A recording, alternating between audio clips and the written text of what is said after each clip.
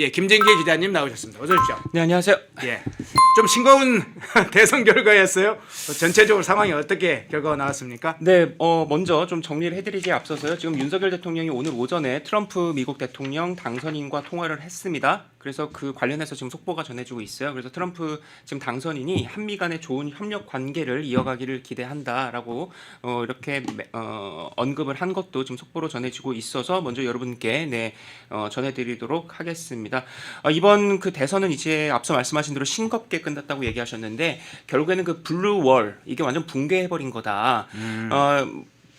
뒤로 갈수록 더 말씀드릴 거지만 예상됐던 경합주들에서 거기서 이제 싱겁게 판세가 다 그냥 결정이 돼버렸기 때문에 예. 이번에 승리 그 확정 선언도 빨리 나왔던 것이고 그리고 해리스 역시도 그것에 대한 그 승복 선언도 빨리 나왔던 것이다. 만약에 그 예상됐던 경합주에서 계속해서 치열한 접전이 예상됐다면 뭐 사전 투표도 있고 하기 때문에 그 우편 메일로 또 미국은 하잖아요. 그래서 이런 여러 가지들이 또 다 이렇게 까봐야 아는 거기 때문에 며칠 더 걸리지 않겠느냐라고 예상을 했었는데 너무나도 싱겁게 경합주부터 해가지고 다 넘어가 버렸다. 그러니까 블루월이라고 하는 게 이 블루는 이제 미국 민주당이니까요. 그래서 여러분들이 지도 보시면 잘 아시겠지만 이 미국의 그 주들을 그 푸른색하고 그 붉은색으로 이렇게 분류를 하잖아요. 근데 그렇죠. 푸른색이라고 하는 거는 정말 그 미 서부 그 캘리포니아 도시 몇 개, 그다음에 미 동부의 그 도시 몇 개만 빼고는 사실상 다 붉게 물들어 버린 지도를 여러분들께서 다 보셨을 거예요. 이번에 이제 미국 대통령 선거 직전에 특히나 이 발표된 여론조사들 보면은 이 승부를 결정지을 경합주를 한 7곳 정도로 꼽았어요. 근데 이제 여기서 다 이제 동률 상황이 초접전으로 나왔기 때문에 예. 이번에 이제 그 승자가 확정되기까지 뭐 며칠 걸릴 거다. 심지어 어디서는 뭐 최장 한 13일이 걸릴 거다. 그래, 13일 얘기 나왔어요. 네, 그 정도였거든요. 근데 선거를 그러니까 그 투표하고 나서 그 개표를 해보니 경합주 7곳 모두 이 민주당의 해리스 부통령을 앞서면서 당선을 확정을 지어버린 거고요. 이 특히나 위스콘신, 뭐 미시간, 펜실베니아 뭐 이런 이 민주당이 이겨야 하는 이 중부에 몇 안 되는 그 블루월이 있습니다. 거기서도 모두 다 트럼프 쪽에 넘어가 버린 게 결정적이었어요. 그 득표율 차이도 예측보다 크게 나타났습니다. 이 여론조사 기관들은 우편이나 이 휴대전화, 이 문자 메시지처럼 이 다양한 이 수단으로 이 트럼프 지지자들의 이 누락 방지라고 할까요? 이런 거를 좀 노력을 했는데 실효성을 거두지 못했고요. 그리고 이 미국 여론조사는 유권자 등록을 했거나 그다음에 투표 의사를 이미 밝힌 유권자들을 상대로 이루어지는데요. 오히려 이 미국 대선 전문이 배팅 사이트가 그리고 이 경제 관련해서 이 주식 시장이나 이런 것 때문에 미리 이렇게 예측하는 이런 사람들이 트럼프 당선을 더 잘 예측해가지고 지금 여론조사 무용론 이게 지금 상당한 그런 상황입니다. 그리고 이 플로리다 대학의 이 선거 연구소 집계에 따르면요, 지금 한국 시간으로 7일 오전 7시 현재 이 투표 자격이 있는 이 유권자의 투표율이 64.52%다. 이게 지금 어느 정도냐면요, 지난 1세기 동안 2020년에 이어서 두 번째로 높은 투표율이 되는 겁니다. 아, 그렇군요. 네네네. 미국 역대 이 대선 투표율을 살펴보면요, 이 올해 투표율이 순위권에 들어갈 수밖에 없는 게 1900년에 73.7%였어요.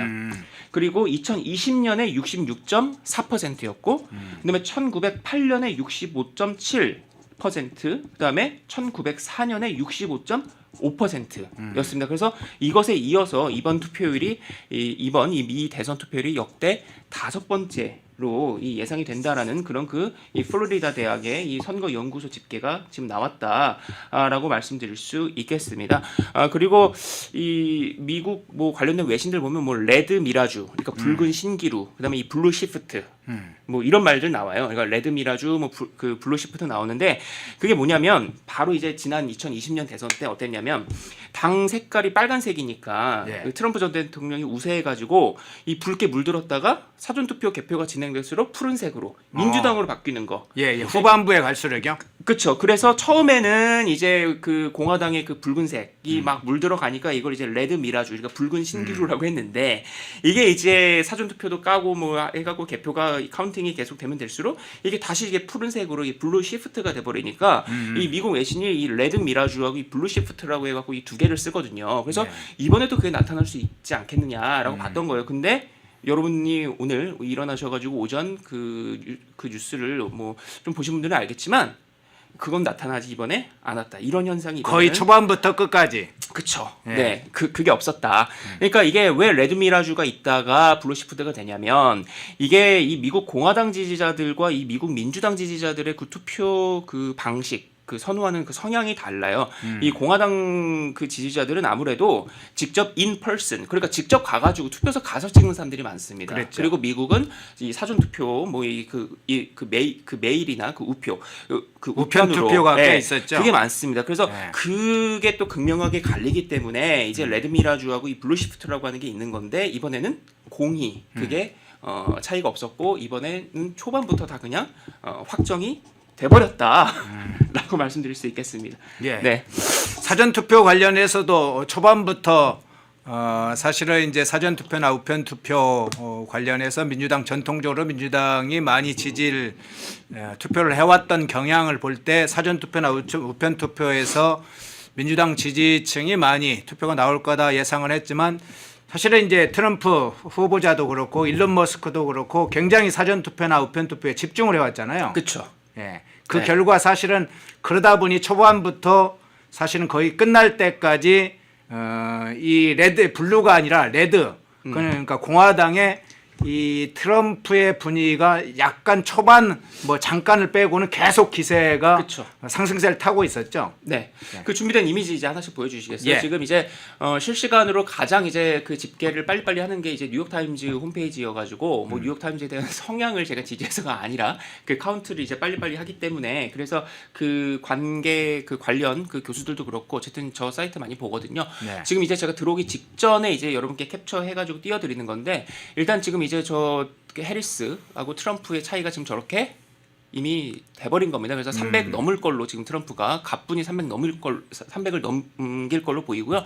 그리고 이제 왼쪽에는 이제 시네이트니까 이제 상원이고, 그다음에 오른쪽에 하우스니까 하원입니다. 예. 그러니까 지금 이제 트라이팩타라 그래가지고 이게 뭐냐면 이제 트라이니까 이 세 군데 이번에 그 이번에 그 상원의 3분의 1을 뽑고 그다음에 하원은 전체를 이번에 새로 뽑는 게 그 미국 대선하고 같이 치러졌거든요. 예. 근데 여기서 이제 트럼프가 대통령이 되고 그다음에 상원은 이미 그 공화당이 51석 확보를 가뿐히 이미 어제 오후부터 해가지고 이미 과반 확보를 했어요. 4년 만에 그래서 상원을 공화당이 되찾은 겁니다. 4년 만에. 예.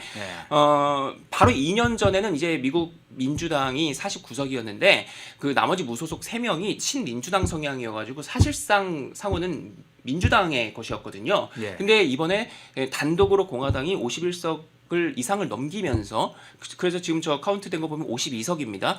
그래서 단독으로 공화당이 과반을 확보를 하면서 상원도 지금 공화당으로 이 4년 만에 넘어간 거고요. 그리고 하원도 이번에 새로 다 뽑아버리는 건데 하원 같은 경우는 그 상원은 3분의 1을 뽑는 거고 하원은 전원을 이번에 뽑는 건데 지금 저 하원도 지금 보시다시피 이미 204가 돼가지고 그죠? 그래서 지금 거의 지금 그 218로 지금 근접해가고 있는 그런 그러네요. 상황이다. 하원도 과반을 넘겠네요. 네, 그렇게 되면은 이제 대통령 선거 대통령에 이어서 상하원 그 양원까지도 다 공화당으로 넘어가 버리는 거기 때문에 트럼프 대통령이 그동안 추구해왔던 외교안보 정책이나 뭐 경제 정책이나 이제 이런 것들이 있지 않습니까? 이제 그런 게 뭐 막을 게 아무것도 없어졌다. 그래서 브레이크를 걸 곳이 약해졌다. 그렇죠. 뭐 견제할 수 있는 뭐 의회가 있는 것도 아니고 하기 때문에 그래서 지금 이제 트럼프 공화당 정부가 싹쓸이를 해버리는 그 트라이팩타를 해버리는 그래서 그 주요 정책이나 이런 거 있어서 뭐 거침없이 이제 드라이브를 걸게 되는 지금 그런 또 정치 환경이 만들어졌다라고 여러분께 마저 말씀드릴 수 있겠습니다. 예. 네. 다른 자료 있나요? 추가적으로 좀 이야기를 주실. 네, 지금 이제 저거는 뭐냐면 이제 경합주가 결정하지 않겠느냐, 실제 결과는 어땠느냐. 조금 예, 더 그러면 경합주 한번 제가 여쭤볼게요. 네. 이번 사실은 이제 여론조사 기관도 그렇고 언론도 그렇고 결국은 미 대선의 승부는 결과는 경합주 7곳에서 난다 이런 얘기 있었잖아요. 그렇죠. 펜실베니아를 특히나 이제 주목을 했는데 초반부터 노스캐롤라이나 조지아에서 이미 트럼프가 승부를 이미 결정지을 정도로 선거 초반부터 앞서서 승리를 했어요. 네. 경합주 결과가 어떻게 사실 나왔습니까?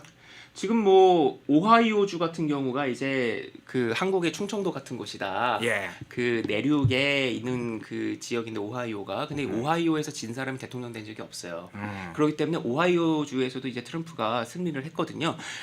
그 경합주가 7곳이에요. 뭐 애리조나, 조지아, 뭐 미시간, 뭐 노스캐롤라이나, 뭐 네바다, 펜실바니아, 뭐 위스콘신 이런 그 경합주 7곳 정도를 꼽았는데 거기서 이제 다 트럼프가 승리를 챙길 는 것으로 지금 사실상 거의 굳혀져 있고요.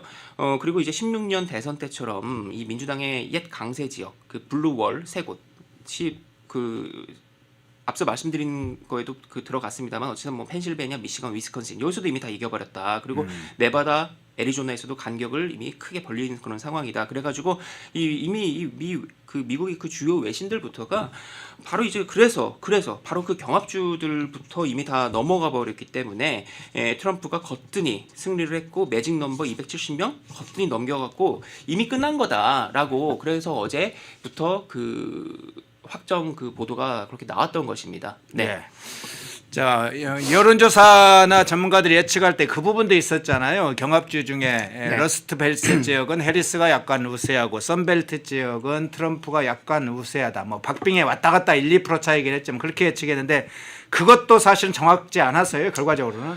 그렇죠. 그래서 그 트럼프의 뭐 승리 요인이 뭐냐부터 해가지고 또 뭐 여러 얘기들을 할 수가 있을 텐데 결국에는 돌이켜 보면요, 미국 그 이번 대선을 돌이켜 보면은 제가 바로 들었던 생각은 그거예요. 원래 바이든이 후보였는데 후보 교체가 이루어졌었잖아요. 예. 그러니까 그 미국 민주당의 대선 경선 과정부터 돌이켜 보지 않을 수가 없어요. 왜냐면은 이 미국 민주당부터가 이미 내일 후보가 없어가지고 바이든으로 너무나도 싱겁게 그냥 결정이 돼버렸는데 그 바이든이 어땠습니까? 트럼프하고 첫 TV 토론에서 거의 좀 불경한 얘기지만 치매 환자처럼 뭐 답변을 제대로 못하고 횡설수설하고 동문서답하고 헤매고 잠깐 답을 못 해가지고 정지 상태도 있었죠. 그렇죠. 그래서 그거 보고 다 충격을 받았고 심지어 미국 민주당 사람들도 그리고 그 친민주당 성향의 CNN 등등의 사람들도 제가 이제 막 그 집에서 거실에서 CNN 이런 거 틀어놓고 보는데 뭐 자기들끼리 눈물을 글썽이는 거예요. 망했다. 망했다. 그래서 바이든 제발 물러나 주세요. 미국 민주당을 그리고 이 미국 아메리카를 제발 구해주세요. 이러면서 자기들끼리 막 눈물 짜고 난리 났었거든요. 그리고 그러니까 결국에는 이제 오바마도 움직이고 해가지고 물 밑에서 물러나게 했잖아요. 그러고 나니까 또 자기들끼리 또 막 눈물 짜면서 바이든이 결단했다고 땡큐 I love you 이러고 막 난리가 났었습니다. 근데 그거는 지들의 눈물 짠 거지. 그거를 지켜봤을 그 얼굴 없는 그 다수의 미국 국민들은 그걸 어떻게 지켜봤을 것이냐. 이 미국 민주당의 이 후보를 제대로 낼 수 없는 그 지경으로까지 지금 그 민주당에 가버린 그리고 캘리포니아 일부 도시에만 소구력이 있을 그 피시주의의 그런 주장들에 젖어 있는 이런 사람들을 그런 민낯을 이번에 여실히 확인을 하게 된 것이다. 라고 볼 수밖에 없고 그리고 이 트럼프가 잘한 얘기 또 트럼프가 주장한 얘기를 다들 얘기를 할 거지만 사실 이번에 뭐 미국 그 갔다 왔어요. 국민의힘 의원들도 그렇고 민주당 의원들도 그렇고 이번에 뭐 미국 민주당 경선 그것도 갔다 오고 했었거든요. 지난 여름에 잘 아시겠습니다만 그래서 거기 다녀온 사람들도 다들 한 얘기가 해리스가 쉽지 않을 것 같다는 거예요. 당시부터. 네. 왜냐면은 그 미국이 그래도 보수적인 게 많기 때문에 일단 여자 후보가 결점입니다. 그리고 150 정도 단신이어가지고 그것도 그 아우라를 좀 주기가 힘들다는 것도 솔직히 좀 있었다 가서 보니까. 그리고 연설을 하는데 알맹이가 없더라. 그래서 원래 그 캐클이라고 하는 게 그냥 실실 웃는 거거든요. 허허실실. 그러니까 이번에 그 해리스가 지니까 모 정상 같은 경우는 아예 자기 SNS에 올리는 게 해리스 쌤통이다 캐클링이나 해라. 그냥 실실 쪼개기나 해라. 너는 바보같이. 그래서 실제로 그 젊은 그 친구들 사이에서도 쇼츠로 돌아다니는 게 미국에 뭐냐면 해리스가 동문서답하는 거 그리고 맥락을 못 짚고 엉뚱한 얘기하는 거 그리고 알맹이 없는 얘기하면서 그냥 과장되게 웃는 거 그 캐클링하는 거.